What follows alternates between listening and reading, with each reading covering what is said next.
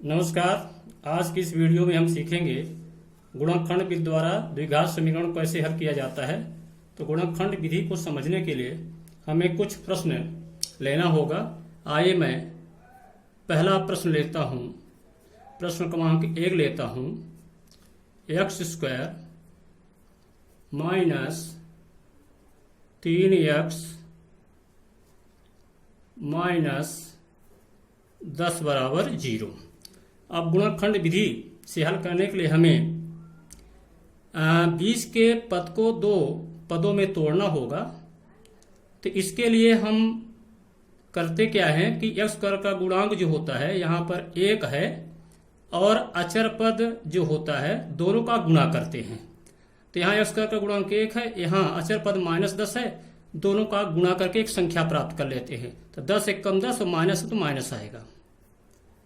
अब यहाँ पर हमें -10 प्राप्त हो चुका है। आइए यहाँ पर अब हम 10 को दो गुणनखंडों में तोड़ते हैं। देखते हैं कितने प्रकार से इसे हम लिख सकते हैं।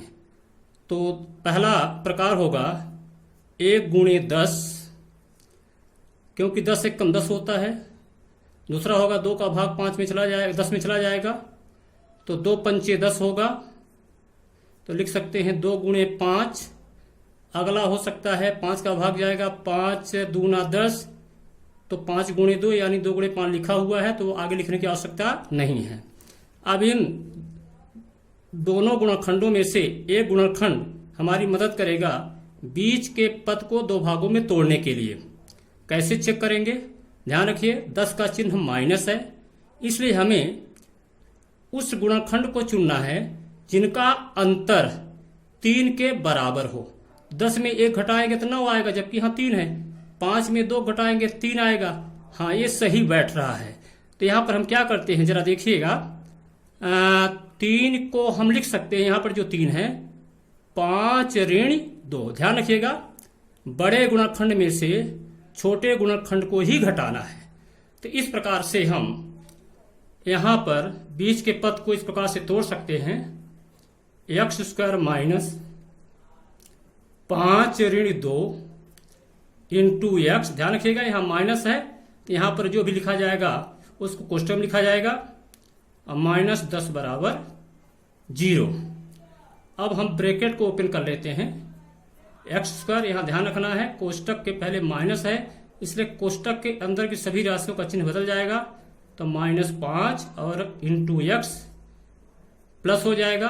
यहाँ माइनस है, यहाँ माइनस है, तो माइनस वहाँ प्लस हो जाता है, तो ये जाएगा 2x -10 बराबर 0।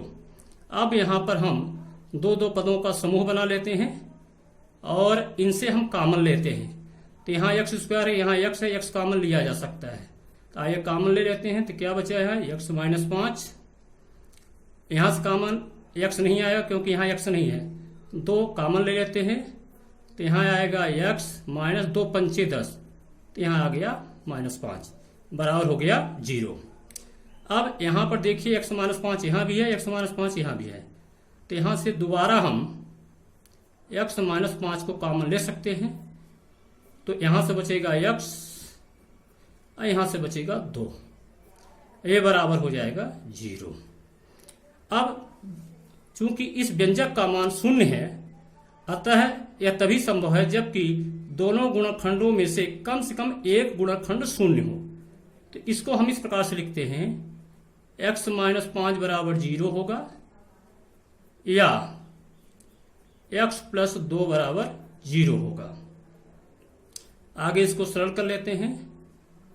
x बराबर 5 या x बराबर -2।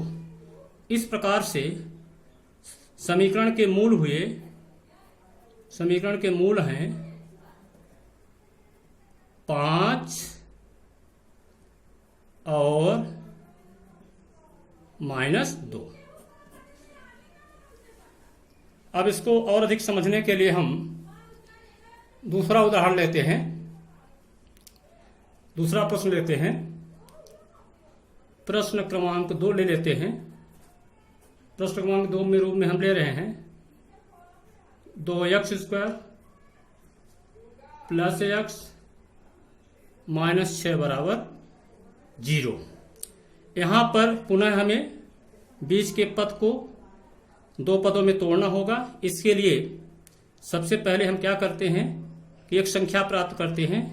वो संख्या कहाँ से मिलेगी? x स्क्वायर का गुणांक 2 है, अचर पद 6 है। इन दोनों का हम गुणा करते हैं तो 6 दूना 12, ये हमें मिल गया -12।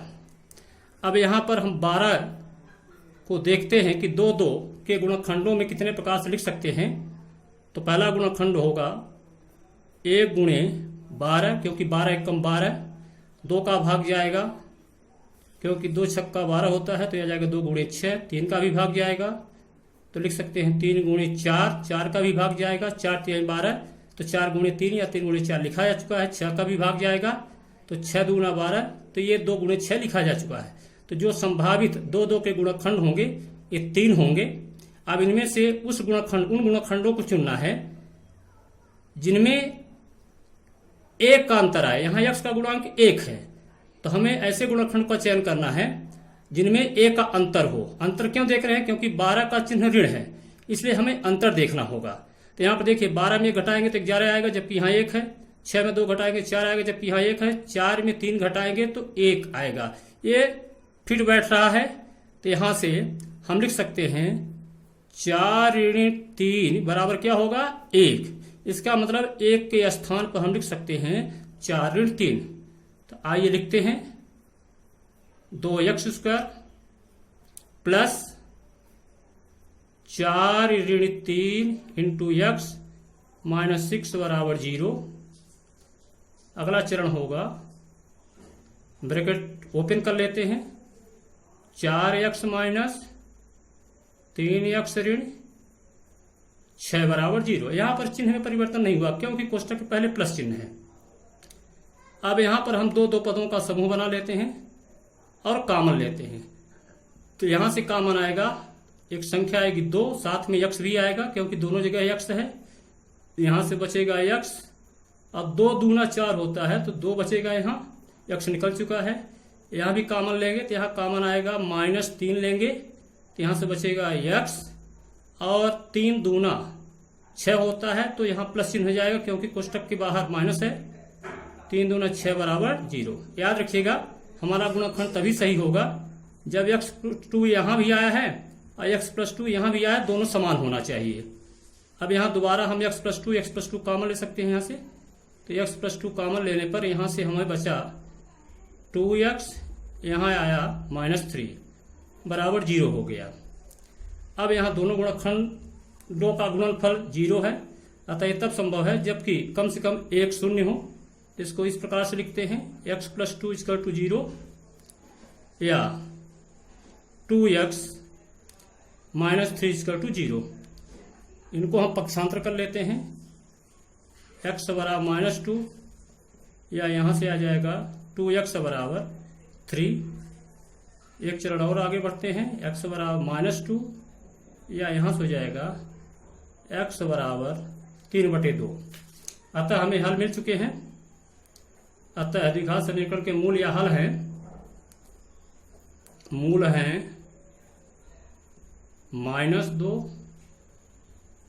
और 3/2। विधि को और अधिक समझने के लिए हम तीसरा प्रश्न लेते हैं। तो तीसरा प्रश्न हमारे सामने है, √2x² + 7x + 5√2 = 0। यहाँ भी हमें वही काम करना होगा, बीच के पद को 2 भागों में तोड़ना होगा।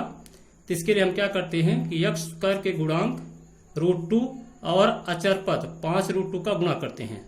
तो यहाँ पर आ जाएगा √2 गुणे 5√2 बराबर 10। यहाँ पर हमें 10 प्राप्त हुआ है। अब 10 को हम 2 के गुणनखंड के रूप में कितने प्रकार से लिख सकते हैं? तो पहला होगा 1 गुणे 10, क्योंकि 10 एकम 10 होता है। और अगला होगा 2 गुणे 5, क्योंकि 2 का भाग आता है, 2 पंचे 10। अगला होगा 5 गुणे 2, तो वह लिख चुका हूँ 2 गुणे 5। और आगे 10 गुणे 1 लिख सकते हैं, लेकिन ये तो लिखा जा चुका है 1 गुणे 10, तो बात एक है। तो संभावित जो गुणनखंड हैं 2 के, 1 गुणे 10 है और 2 गुणे 5 है। यहाँ पर ध्यान रखिए 10 का चिन्ह धन आया है, इस बार ऐसे गुणनखंड का चुनाव करेंगे कि जोड़ उनका 7 हो, क्योंकि 10 का चिन्ह धन है। तो 10 1 11, जबकि यहाँ 7 है। 5 और 2 मिला कितना होगा 7। ये उपयुक्त है, यही मदद करेगा 20 के पद को 2 भागों में तोड़ने के लिए। कैसे मदद करेगा जरा देखिएगा।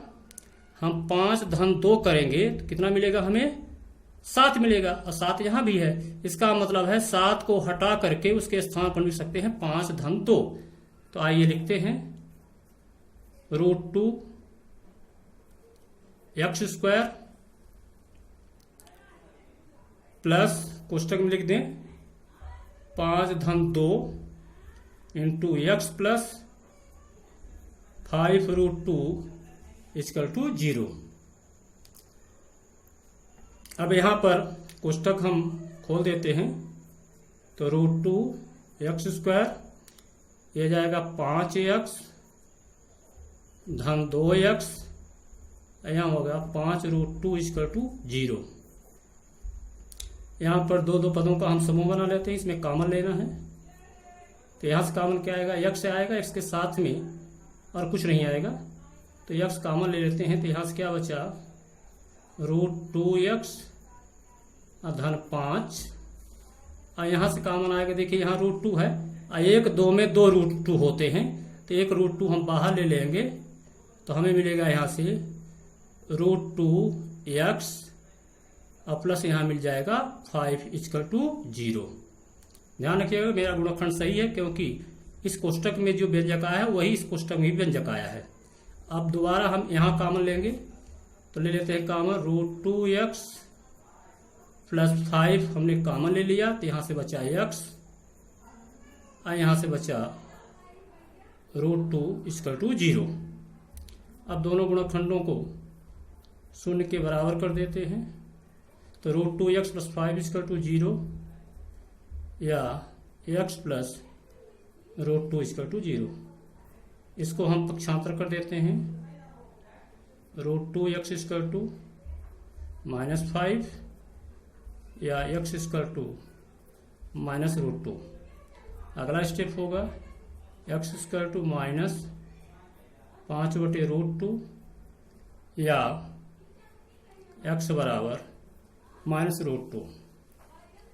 यहाँ पर अतः हमें मूल मिल गए हैं, अतः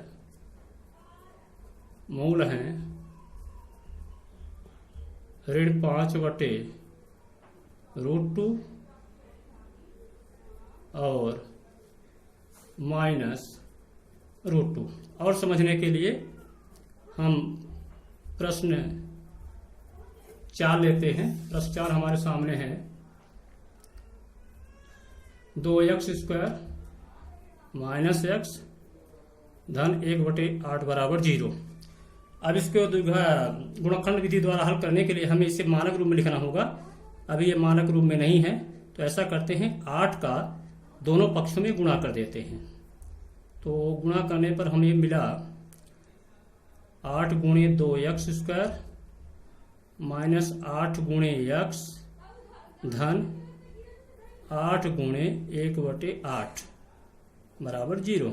यहाँ लिख सकते हैं दोनों पक्षों में 8 से गुणा